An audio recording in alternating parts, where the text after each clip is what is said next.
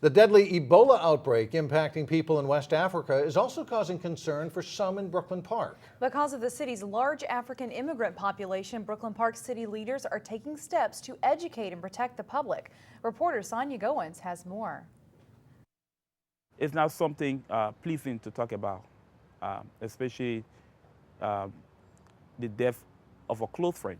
Erasmus Williams says he can't help but to get emotional when he talks about his friend, Patrick Sawyer. We want to make sure his death does not go in vain. Sawyer died last week while traveling in Nigeria. We can use him to champion the fight against Ebola, in Liberia, in West Africa, and prevent it from entering into the United States and Minnesota. I am so worried. Zuba Paniku is the board chair of the Organization of Liberians in Minnesota. His wife is in Liberia right now, and he's worried about her safety. The fact that you are among family members, you don't know where they go during the day, and when they come in the evening, you can tell your aunt, don't touch me. The deadly disease has already killed more than 600 people since the outbreak first started earlier this year. The disease is not spread through the air like the flu, but instead through bodily fluids. Good morning, how are you? It's good to see you.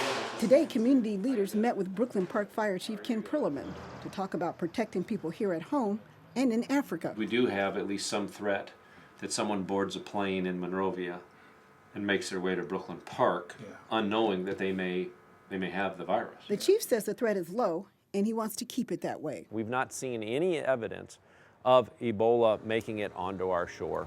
Still, city emergency responders are taking extra precautions. The routine use of gloves, additional use of respiratory protection, and some form of goggles or some kind of shield will provide the necessary protection so that they may render the medical aid that's necessary without being exposed. The chief is hoping the situation gets better in West Africa and that all goes well here at home. We should just take the necessary steps to educate and prepare and pray that all of our preparation is not needed.